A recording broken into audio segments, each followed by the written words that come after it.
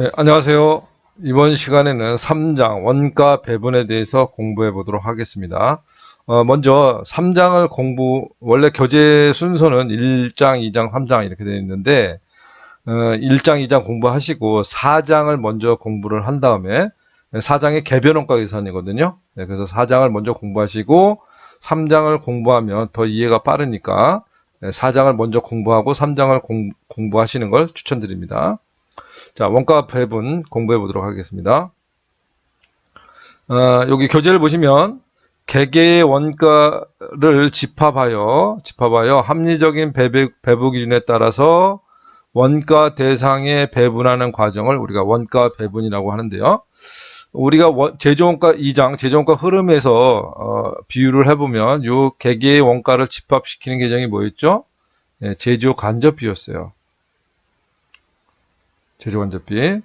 그 다음에 이 원가 대상이요. 우리는 이 제조간접비를 어디다 배부할 거냐면 제품에다 배부를 했습니다. 우리 개변원가에서 배웠습니다. 아직 안 배우신 분은 개변원가에서 공부하시면 되고요.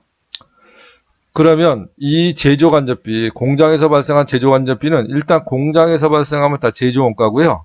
제조원가 중에서 직접 재료비하고 직접 노무비를 뺀 나머지는 다 제조간접비라고 그랬잖아요. 그러니까 이 제조간접비에 속하는 건 간접 재료비, 간접 노무비, 임차료, 공장장 월급, 뭐 수도료, 가스료 다 제조간접비에 해당합니다. 그럼 일단 그렇게 발생되는 원가들은 다 제조간접비로 집합을 시키고 어떤 기준에 의해서 합리적 기준에 의해서 이 제품에다 배부를 한다는 거죠. 이 배부하는 절차를 우리가 원가 배분이다 이렇게 얘기를 합니다. 배부. 네, 그렇게 이해를 하시면 되고요.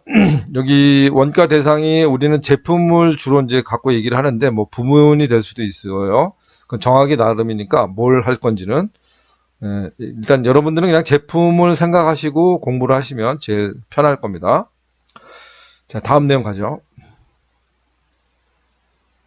자, 원가 배부 기준. 아까 합리적 배부 기준에 의해서 원가를 배분해야 된다고 그랬고요. 우리가 개별원가 계산에 가면 개별원가의 핵심 주제가요. 핵심 과제가 제조간접비를 어떻게 합리적으로 배부할 거냐. 그게 핵심 주제입니다. 그러면 이제 그걸 어떻게 하면 합리적으로 배부할 건지 그 기준이 4개가 나와 있는데 이 4개를 한번 살펴보면요. 첫 번째가 인과관계 기준입니다. 그러니까 가장 먼저 적용해야 될 게 인과관계 기준이에요.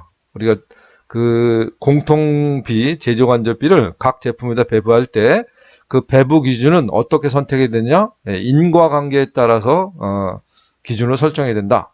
그럼 인과관계라는 건 원인과 결과라는 뜻이에요. 그래서 원인과 결과를 잘 매칭되는 그런 기준을 적용해야 된다. 그런 얘기가 되겠습니다. 가장 먼저 적용할 거는 인과관계 기준이고요. 순서가 이렇게 그 다음에 수혜 기준이니까 그 다음에 수혜 기준 적용하고 그 다음에 부담능력 기준 적용하고 이건 아니라는 겁니다. 예. 이 중에서 인과관계 기준을 적용할 수 없을 때는 다른 기준을 적용하는데 그럴 때는 나머지 기준 중에서 더 합리적인 기준을 선택해야 되겠죠. 그 다음 기준이 이제 수혜 기준인데요. 수혜 기준. 요거는 이런 예를 한번 들어볼게요. 자, 우리가 모임을 합니다. 자, 모임을 저녁 7시 하는데 5명이 모이기로 했어요. 자, 그런데 모임을 하다 보면 일찍 오는 사람도 있고 늦게 오는 사람도 있죠. 자, 그러면 이 모임에 온 사람들이요. 기다려주지 않죠. 먼저 온 사람들이 먼저 먹습니다. 그럼 나중에 온 사람은 아무래도 조금 먹고 회비를 만약에 똑같이 낸다 이러면 억울하겠죠. 가장 좋은 방법은 뭐가 합리적이라고 생각하십니까, 여러분들은? 예. 갈비집에 갔다고 가정하고, 자, 자기가 이제 이 회비를 이렇게 내는 게 가장 합리적이라고 여러분들 생각하실 거예요. 자기 앞에 놓여있는 갈비 대수에 비례해서 회비를 내자. 이러면 가장 합리적이겠죠. 뭐 실제로 그렇게는 하지는 않겠지만, 속으로는 그렇게 생각할 수 있잖아요. 많이 먹은 사람이 많이 내고, 적게 먹은 사람이 적게 내야 합리적이라고 생각을 할 수 있겠죠. 자, 그렇게 하자는 게 수혜 기준이야. 그러니까 혜택을 본 것만큼 부담을 하자. 네, 그게 수혜 기준이고요. 그 다음에 부담 능력 기준은 아까 그 사례를 다시 한번 얘기를 해볼게요. 부담 능력 기준은 이렇게 얘기를 할 수 있어요. 자, 5명이 모였는데 자, 4명은 일찍 왔어요. 자, 4명은 일찍 와서 먹었고요. 자, 1명은 늦게 왔어요. 늦게 와가지고 얼마 먹지도 못하고 회비를 내는데 자, 이 4명이 작당을 해가지고 이제 괘씸죄에 걸린 거죠. 자, 4명이 작당을 해가지고 이 1명한테 독박을 씌우는 겁니다. 자, 어떤 이유를 대냐면 자, 이 4명은요, 연봉이 5천만 원씩이에요. 연 5천을 번다는 거죠. 그런데 이 사람은 능력이 뛰어나가지고 연봉이 1억이 넘어요. 그래서 이러는 거죠. 야, 이 4명이 야, 네가 제일 돈 많이 버니까 네가 다 내. 자, 이거는 무슨 기준이다? 부담 능력 기준이다. 먹은 거와 관계없이 능력에 비례해서 부담을 하자. 뭐 그런 얘기가 되는 거죠. 그러면 이건 일상적인 얘기니까 잘 와닿지 않을 수 있으니까 숫자로 한번 얘기를 해볼게요. 요 밑에다가 제가 설명을 좀 해보겠습니다. 자, 지금 우리가 경영자가 광고를 하려고 합니다. 광고. 자, 광고비를 100만 원을 써서 매출을 좀 증가시키려고 지금 계획을 잡았습니다. 우리 회사는 3가지 제품이 있어요. 자, 3가지 제품이 있는데 자, 광고 전 매출액 하고요. 광고 후에 매출액이 달라졌습니다. 자, 여기는 1억이고요. 광고 전에 매출액이 1억이고요. 여기는 5천만 원이에요. 그리고 여기는 1000만 원, 그냥 100만 원이라고 할게요. 100만 원입니다. 자, 그래서 100만 원을 들여가지고 특정 제품만 광고를 한 게 아니라 ABC를 다 광고를 했습니다. 똑같이. 그랬더니 광고 후에 매출액이 이렇게 변동했습니다. 자, A는 1억 5천이 됐고요. B는 6천만 원이 됐고요. 자, C는 200만 원으로 늘었습니다. 자, 그러면 A는 5천만 원이 증가한 거죠? 자, 5천만 원이 증가했고요. 자, B는 1000만 원이 증가했습니다.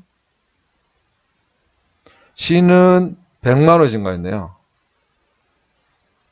자, 근데 절대 금액으로 보면 A가 가장 많이 매출액이 증가했죠. 그런데 비율로 보면요. C는 100% 신장합니다. 100%. 자, 100% 매출액이 증가했고요. 여기는 50% 증가한 거죠. 네, 50% 증가한 겁니다. 그러면 가장 많이 비율적으로 혜택을 본 거는 C 제품이에요. 그러면 이 광고비를 C 제품에 많이 배분을 하자. 혜택을 가장 많이 받으니까요. 그렇게 하는 게 수혜 기준이에요. 수혜 기준. 근데 부담 능력 기준은 이렇게 하는 거죠. 자, 매출액 대비로 광고비를 안분하자. 자, 매출액이 크면 광고비를 많이 부담하고 매출액이 적으면 광고비를 적게 부담하는 그런 경우가 뭐가 됩니까? 부담 능력 기준이 되겠죠. 그러니까 비용을 부담할 수 있는 능력, 비용을 부담할 수 있는 능력은 수익이 많으면 그만큼 비용을 많이 부담할 수 있는 능력이 있겠죠. 그렇게 한다면 그 부담 능력 기준이 된다 이런 얘기가 되겠습니다. 그 다음에 마지막은 이건 이상적인 기준이에요. 공정성과 공평성 기준. 이런 거랑 똑같은 거죠. 자, 학생이 선생님한테 가서 어떻게 하면 공부를 잘할 수 있습니까? 이렇게 질문을 했더니 선생님이 이렇게 얘기하는 거예요. 잘하면 돼. 이건 아무런 기준도 될 수 없는 거죠. 지금 원가 배분을 어떻게 하면 잘할 수 있습니까? 물어보니까 이렇게 얘기하는 거야. 아, 공정하고 공평하게 배분하면 돼. 이건 뜬구름 잡는 얘기죠. 그래서 현실에 적용하기가 힘든 기준이 되겠습니다. 가장 중요한 거는 제일 먼저 뭘 적용한다고요? 인과관계 기준을 적용하고 인과관계 기준을 적용할 수 없을 때는 다른 기준을 적용해야 된다라는 거 설명드렸습니다. 이것도 문제 한번 출제됐으니까 한번 들어놓으면 맞출 수 있을 겁니다. 자, 그러면 우리가 이제 이 합리적 기준을 결정하는 방법에 대해서도 공부를 했고요. 요거 가기 전에 요런 얘기 한번 해볼게요. 왜 제조간접비를 합리적으로 배분을 해야 되는지에 대한 내용을 잠깐 살펴보도록 하겠습니다. 제가 좀 사례를 만들어 봤어요. 요 사례인데, 지금 위에 있는 내용은요, 우리가 4장의 개별원가 계산에서는요, 이 제조간접비를 어떻게 하면 합리적으로 하겠느냐? 그게 핵심 주제라고 그랬죠? 그래서 이 총 공장에서 발생한 제조간접비가 600만 원인데, 이걸 합리적으로 배분한다면, 요렇게 A는 200만 원, B는 160만 원, C는 240만 원, 이렇게 배분을 하는 게, 자, 올바른 거라고 가정을 해볼게요. 자, 그러면 이제 제조간접비가 배부가 됐으니까 각 제품의 제조원가가 계산이 되겠죠. A는 360, B는 295만 원, 세로로 합친 겁니다. C는 440만 원. 이렇게 우리가 제조간접비 배부가 이루어짐으로 인해서 각 제품의 제조원가를 구할 수 있습니다. 그럼 요게 팔려나가면 뭐가 되냐면 곧 요게 매출원가라는 비용이 되는 겁니다. 그럼 오른쪽에 손익계산서를 보세요. A 제품은 500만 원에 팔고요. B 제품은 350에, C 제품은 380에 팔았어요. 자, 그리고 요게 그대로 제조원가가 된다고 그랬죠? 요게 이렇게 해서 제조원가 된다고 그랬으니까, 자, A 제품의 제조원가는 360만 원입니다. 그럼 매출액 500에서 360을 빼면 매출 총액이 140이죠. 그러니까 A는 140만 원의 이익을 받고요. B 제품의 경우는 55만 원의 이익을 받고요. C 제품의 경우는 손실이 발생했습니다. 손실이. 이렇게 경영자한테 보고를 해야 맞는데, 자, 그럼 이렇게 경영자한테 보고를 하면 경영자는 이런 판단을 하겠죠. 아, C 제품은 손해가 나는 제품이구나. 그럼 앞으로 이런 제품은 주문받지 마. 뭐 이런 의사결정을 하겠죠. 그런데 만약에 똑같이 제조간접비가 600만 원인데요. 이거를 이렇게 이상하게 배부를 했다고 가정을 해볼게요. 무리하게 원래 200만 원이 배부가 돼야 될 상황인데 무리하게 480만 원만큼을 배부를 해버렸어요. A 제품에다가. 그리고 B 제품에는 100만 원, C 제품에는 원래는 240만 원을 부담시켜야 되는데 20만 원만 부담을 시켰다 이렇게 가정을 해볼게요. 자, 그리고 다시 제조원가를 계산해 보면 A는 640, B는 235만 원, C는 220 이렇게 제조원가가 집계가 될 겁니다. 그래서 다시 이제 계산을 해보니까 매출액은 변동이 없는 거죠. 네, 매출원가가 바뀌는 겁니다. A는 360만 원에서 640으로 바뀌는 거죠. 그래서 손실이 140만 원이 났다 이렇게 되는 거고요. B 제품의 경우는 115만 원, C 제품은 160만 원 이렇게 결과가 나왔죠. 그럼 이렇게 잘못된 제조간접비 배부를 통해서 자, 이런 보고서가 경영자한테 올라간다면 경영자는 이렇게 판단하겠죠. 아, A 제품은 손해가 많이 나는 제품이네. 그럼 앞으로 이 제품은 주문받지 말고 B나 C를 주문받아서 생산을 해라. 이런 의사결정을 하겠죠. 근데 실질은 어떻습니까? 자, C 제품이 불효자죠. C 제품이 손해나는 제품인데 그리고 A 제품이 이익이 많이 나는 제품인데 거꾸로 의사결정을 해서 자, A 제품은 생산을 안 하고 C 제품을 생산하게 된다면 이 회사는 손실이 커질 겁니다. 잘못된 의사결정을 한다는 거죠. 그러니까 정보를 제대로 보고를 해야 되는데 이렇게 잘못된 정보를 제공하면 경영자는 잘못된 의사결정을 할 수밖에 없다는 거죠. 그럼 여기서 어떤 결과 때문에 그런 거예요? 이 제조간접비를 비합리적으로 배부를 하게 되면 이런 잘못된 결과가 나온다는 거. 네, 그래서 개별원가에서는 제조간접비를 어떻게 하면 정확하게 배부할 거냐가 핵심 과제라는 거죠. 그래서 그걸 우리가 더 이제 자세히 배우는 게 3장이라고 보시면 될 것 같습니다. 다시 교재로 돌아가겠습니다. 자, 그래서 원가 배부 기준까지 배웠고요. 그 다음 주제가 보조 부문의 원가 배분인데, 자, 그러면 아까 설명드렸던 거를 좀 더 세분화시켜서 이렇게 얘기를 해볼게요. 지금 4장에서는 이런 걸 배웠습니다. 4장은 개별원가 계산이라고 그랬죠. 그래서 이제 A 제품하고 B 제품만 예를 들어볼게요. 자, A 제품이 있고 B 제품이 있는데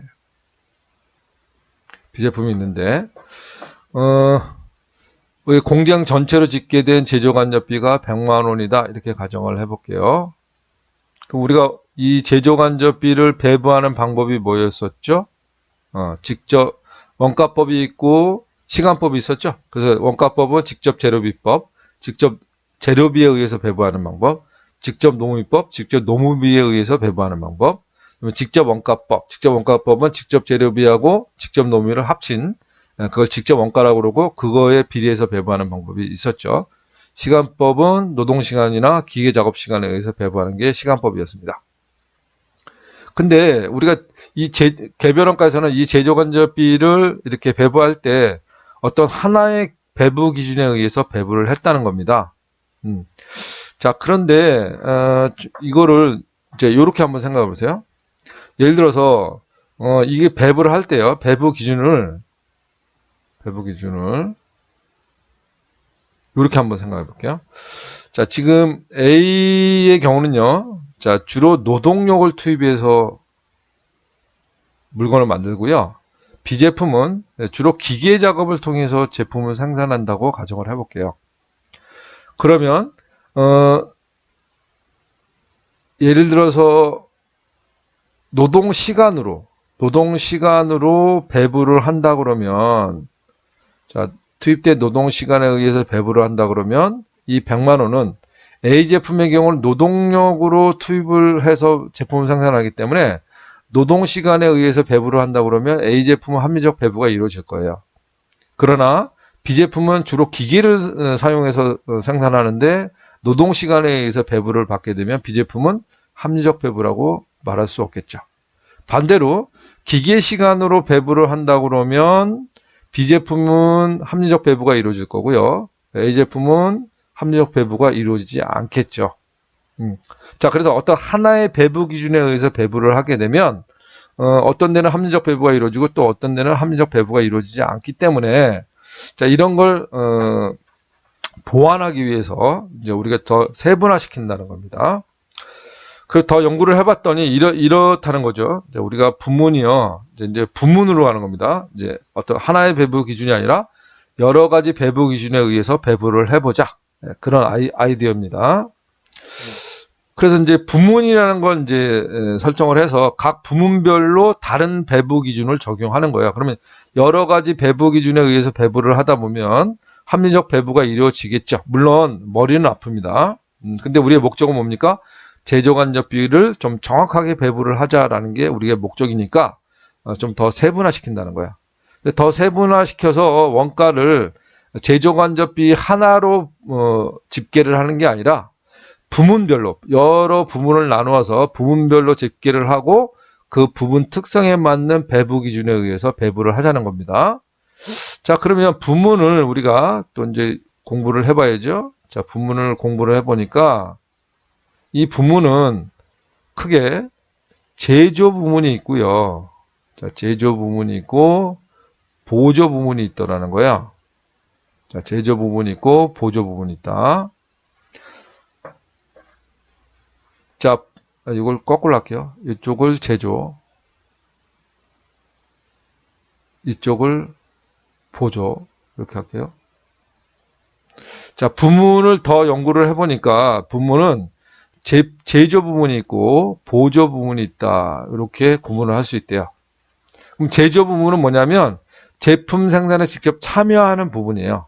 그러니까 뭐 수선, 조립 부분 또는 절단 부분, 뭐 도색 부분. 자, 이런 데는 제품 생산에 직접 참여하는 부분이 되겠죠. 자, 이런 부분은 제조 부분이라고 그러고요. 보조 부분은 직접 제품 생산에 참여하지 않고요. 이 제조 부분이 원활하게 돌아가도록 서포트를 해주는 부분이에요. 예를 들어서 뭐 동력 부분, 그 다음에 무슨 뭐 수선 부분, 식당 부분, 이런 것들이죠. 자, 동력을 제공해 주는데 또는 뭐 기계가 이런 제조 부분에 기계가 고장나면 거기를 고쳐줘야 되겠죠. 그래서 수선 부분, 그 다음에 또 이 사람들 밥 먹어야 되잖아요. 그러면 식당 부분, 이런 데는 직접 제품 제조에는 참여하지 않죠. 이 제조 부분이 원활한 업무 수행을 할 수 있도록 서포트를 해주는 데가 보조 부분입니다. 그래서 이 부문을 나눠봤더니 제조 부분하고 보조 부분을 나눌 수 있더라.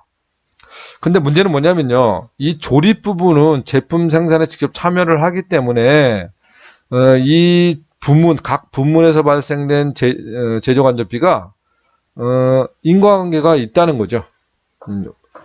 인과관계가 있어서 인과관계에 따라서 배부를 할 수 있는데, 문제는 이 동력 부분, 보조 부분인 동력 부분이나 수선 부분이나 식당 부분은요, 제품 제조에 직접 참여하지 않기 때문에 우리 그 각 제품에 어떤 인과관계가 존재하지 않는다는 거예요. 자, 그래서 이제 어떻게 할 거냐면, 일단은 이렇게 합니다. 얘네들은 이제 합리적인 배부 기준을 인과관계가 존재하니까 설정을 하겠죠. 뭐 여기는 뭐 기계 시간, 뭐 여기는 노동 시간, 뭐 이런 식으로 합리적 배부를 하게 될 텐데, 얘네들 합리적 기준이 없기 때문에 일단은 이렇게 한다는 거예요. 이 보조 부분에서 발생된 이 제조 간접비를 일단 제조 부분으로 보낸다는 거예요. 뭐 이런 식으로 자 보낸다는 거예요. 자, 그러면 이 제조 부분은 보조 부분에서 배부받은 금액을 합쳐서 이제 각 제품에다 배부를 하겠죠. 그러면 결국 이 보조 부분에서 발생한 제조 간접비도 각 제품에 배부가 되겠죠. 그래서 지금 우리가 배우는 내용은 이 보조 부분, 그러니까 전에 우리가 배웠던 거는 이쪽에서 이 제조 부분에서 제품으로 보내는 그걸 우리가 4장에서 배웠던 거고요. 지금은 이 보조 부분에서 발생한 원가를 제조 부분으로 어떻게 보낼 건지 그거를 공부하는 게 3장이라고 보시면 되겠습니다. 이 세 번째 주제를 얘기하는 겁니다. 그래서 이 내용은 제가 지금 설명드렸고, 자, 그걸 어떻게 하는지를 좀 이제 살펴보면 되겠습니다. 그러니까 여기 핵심 주제가 여기 원가 배분의 핵심 주제 여기라고 생각을 하시면 되겠어요. 자, 요것도 한번 나온 거니까 좀 따져보고요. 우리가 보조 부분의 원가를 제조 부분으로 보내는데, 자, 이것도 이제 어떤 합리적 기준으로 배부하는 게 가장 좋겠죠. 그래서, 그 보조 부분의 배부 기준을 선택할 때, 그 선택 기준, 배부 기준을 선택할 때 그 배부 기준, 그게 두 가지가 있는데, 보조 부분의 원가의 발생 원인과 상당한 인과관계가 존재된다. 첫 번째 기준이 인과관계 기준이었잖아요. 그러니까 그 보조 부분에서 발생한 걸 제조 부분으로 보낼 때 그 인과관계가 있어야 합리적 배부 기준이라는 거죠. 그 다음에 그게 합리적 인과관계 기준이더라도 뭐 굉장히 그게 배부할 때 어려움이 있다면 그것도 좋은 방법이 아니겠죠. 그래서 적용하기가 쉬워야 된다. 계산하기가 쉬워야 된다. 이런 두 가지 요건이 충족되는 게 좋겠죠. 요거 한번 잘 알아두세요. 인과관계가 있어야 되고 적용하기가 쉬워야 된다. 자, 그리고 사례를 보여주고 있는데요. 이 사례는 애우는 게 아닙니다. 여러분들이 합리적으로 생각해 보면 다 답을 할 수 있는 내용이에요. 아, 나는 합리적 생각을 못한다 이러면 그냥 애울 수밖에 없겠죠. 이것도 객관식으로 여러 번 나왔으니까 대비를 해 두셔야 됩니다. 예를 들어서 건물 임차료를 예를 들까요? 임차료는 뭘로 배부하는 게 합리적일까요? 면적으로 하는 게 가장 합리적일 거예요. 그렇죠? 예를 들어서 자, 이게 공장인데 자, 공장의 임차료가 달달이 발생하겠죠? 근데 이만큼은 A 제품 만드는 데 쓰고요. 이만큼은 B 제품 만드는 데 쓰고요. 이만큼은 C 제품 만드는 데 써요. 그럼 여기 공장 임차료가 100만 원이다. 자, 그럼 이걸 어떻게 배부하면 좋겠어요? 이 면적 대비로 안분하는 게 가장 합리적이겠죠. 그래서 면적으로 해야 된다. 그 다음에 인사 부분은 뭘로 하는 게 좋겠어요? 여기는 사람을 관리하는 데니까 조검원수로 하는 게 가장 합리적일 거고요. 전력 부분은 전력 사용량으로 하는 거. 뭐 이건 외우는 게 아니라 합리적으로 생각하면 그게 맞겠다라는 생각이 들 거예요. 자, 수선 부분은 작업 시간이나 수선 작업 시간이나 수선 횟수로 하는 게 합리적일 겁니다. 검사 부분도 마찬가지. 검사 수량이나 검사 시간으로 하는 경우. 식당 부분도 머리 숫자로 하는 게 가장 합리적이겠죠. 이거는 애우는 게 아니라 합리적으로 생각하면 다 답을 할 수 있을 겁니다. 자, 그 다음에 이제 배분하는 절차인데요. 이 배분하는 절차는 여기 교재에 있는데 이것도 마찬가지로 문제를 풀어보면 다 이해가 되는 거라서 문제를 한번 풀어보는 걸로 하겠습니다.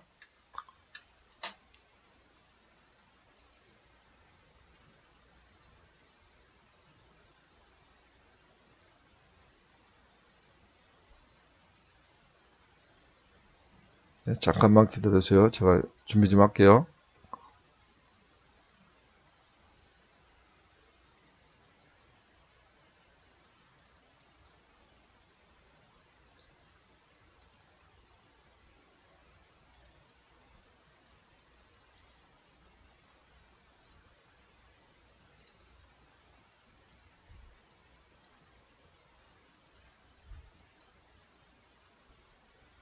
네, 이 정도면 보이시나요? 네. 이렇게 하고요. 하나만 더요.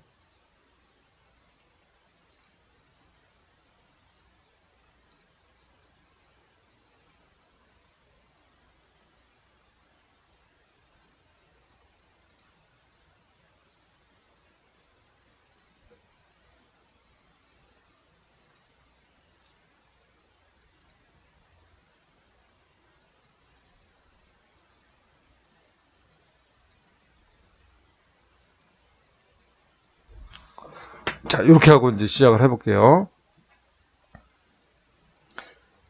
우리가 이제 여기다 좀 설명을 해야 되겠네요.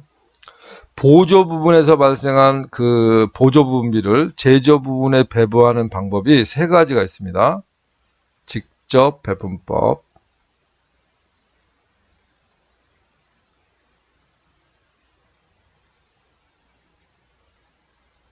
그 다음에 단계 배분법. 실제로 회계 1급은요, 계산 문제는 거의 안 나오고요. 나와도 아주 쉽게 나왔어요. 그러니까 너무 계산 문제에 치중하지 마시고, 제가 왜 계산 문제를 풀어드리냐면, 계산 문제를 풀어봐야 지문을 정확하게 이해할 수 있습니다. 그래서 풀어드리는 거고, 계산 문제 못 푸신다고 스트레스 받을 필요 없습니다. 이따 풀어보면 참 어이없어요. 문제가. 계산 문제가 되게 쉽습니다. 상호배분법. 네, 시험 문제는 이 방법을 비교 설명하는 거, 자, 옳은 거, 틀린 거 찾는 게 가장 많이 나옵니다. 자, 다시요. 우리가 보조 부문에서 발생한 제조간접비를 어디로 보내는 거? 제조 부문으로 보내는 방법이 크게 직접 배분법, 단계 배분법, 상호 배분법. 이렇게 세 가지라는 거고요. 일단 출제 경향을 말씀드리면 회계 1급 계산 문제는 직접 배분법만 나왔습니다. 그 다음에 세무 2급은 단계 배분법도 나왔고요. 그 다음에 상호 배분법은 세무 1급에서 나왔습니다. 그러니까 제가 이거 설명을 할 건데 너무 스트레스는 받지 마십시오. 의미를 알려고 제가 문제를 풀어드린다고 그랬습니다. 자, 이거 문제 못 푼다고 스트레스 받지 마세요. 자, 제일 중요한 건 뭐냐면 이 각각 방법의 특징입니다. 그게 가장 많이 나왔습니다. 그럼 먼저 직접 배분법부터 설명을 드리면 얘는 여기 한번 보실까요? 여기 보시면 이렇게 보시면 우리 회사는 두 개의 보조 부문을 갖고 있고요. 두 개의 제조 부문을 갖고 있습니다. 그래서 부문별로 제조간접비를 집계를 했다는 거예요. 우리가 개별원가에서는 이렇게 부문을 무시하고요. 공장 전체로 제조간접비를 집계를 한 다음에 하나의 배부 기준, 뭐 노동시간이나 기계시간이나 뭐 직접 재료비법이나 이런 하나의 배부 기준에 의해서 배부를 했더니 이게 정확하지 않다는 거죠. 그래서 이제 고안한 방법이 이겁니다. 이걸 부문별 원가 계산이라고 그래요. 공장 전체를 집계하지 말고 부문별로 공장 안에 있는 부문별로 제조간접비를 집계를 해서 그 부문 특성에 맞는 배부 기준에 의해서 배부를 하자. 물론 여러 번 배부가 이루어지긴 하지만 우리의 목적은 제조간접비를 정확하게 배부하자는 게 목적이니까 이게 더 정확한 방법이라고 얘기할 수 있습니다. 그러면 지금 우리가 공부할 거는 어떻게 하는 겁니까? 이 보조 부분에서 발생된 제조간접비를 어디로 보내는 거? 제조 부분으로 보내는 거. 그거를 우리가 공부를 한다는 거예요. 자, 그러면 보면 저기 보조 부분에서 보시면 지금 동력 부분이 있고 수선 부분이 있는데 동력 부분은 지금 40만 원이 발생했습니다. 수선 부분에서는 10만 원 발생했고 절단 부분은 50만 원, 조립 부분은 44만 원이 발생을 했네요. 그러면 지금 보조 부분 동력에서 40만 원 발생한 거, 수선에서 10만 원 발생한 걸 어디로 보낸다고요? 절단 부분에 보내고 이 제조 부분을 보내고 이 제조 부분은 각각의 배부 기준에 의해서 또 각 제품의 배부가 되겠죠. 그렇게 되면 결국은 보조 부분에서 발생한 이 동력 부분, 수선 부분비가 다 배부가 이루어지는 겁니다.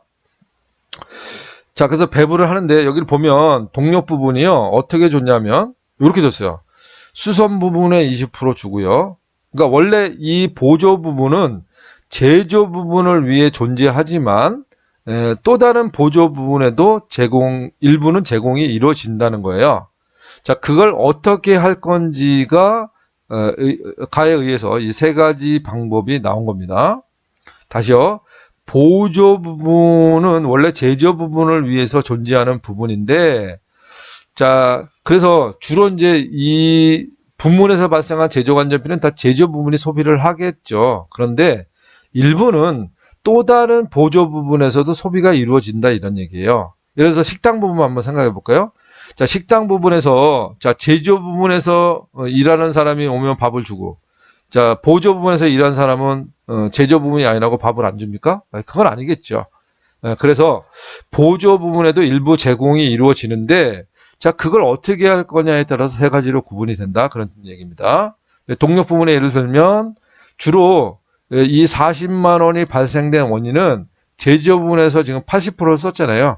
그러니까 주로 이제 제조 부분에 다 소비가 이루어졌는데, 일부 20%는 수선 제조 부분이 아닌 또 다른 보조 부분에 20%를 제공했다는 겁니다. 자, 그리고 수선 부분도요, 대체적으로 다 제조 부분에 제공이 이루어졌는데, 제조 부분이 아닌 동력 부분에도 일부가 줬다는 거죠. 일부를 줬다는 겁니다. 그러면 이 보조 부분끼리 주고받는 거를 어떻게 할 거냐에 따라서 세 가지로 구분이 된다고 그랬습니다. 그래서 직접 배분법은 직접 보면 이겁니다. 특징 잘 알고 계셔야 된다고 그래요. 직접 배분법은 머리 아파. 이 보조 부분끼리 주고받는 거는 나 무시할래. 그리고 제조 부분에만 배분을 할래. 그게 직접 배분법입니다. 그럼 딱 느낌이 오죠? 자, 직접 배분법은 장점이 계산이 쉽다는 겁니다. 계산이 편하다는 거죠. 단점 뭐겠어요?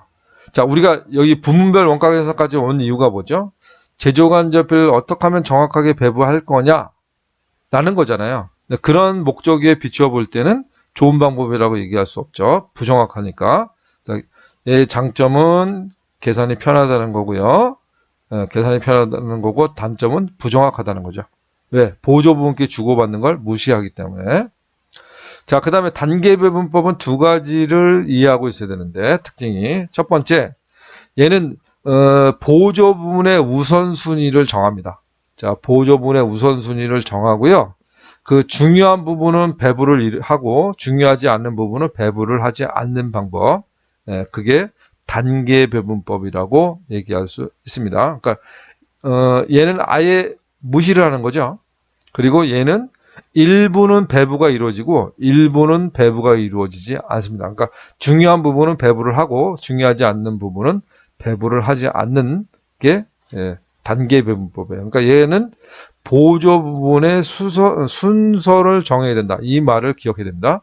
순서를 따져서 일부 배부, 일부는 배부하지 않는 그런 방법이 되겠습니다. 순서를 따진다는 게 단계 배분법이에요.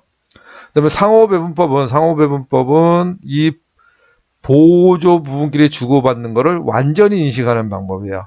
그럼 가장 정확하겠죠. 가장 정확한데, 자, 문제는 복잡하다는 거예요. 그게 단점입니다. 우리가 보조 부분이 두 개인 경우는 연립방정식을 통해서 풀 수가 있는데 3개 이상이면 이제 고차방정식을 이용해야 되니까 굉장히 어렵습니다.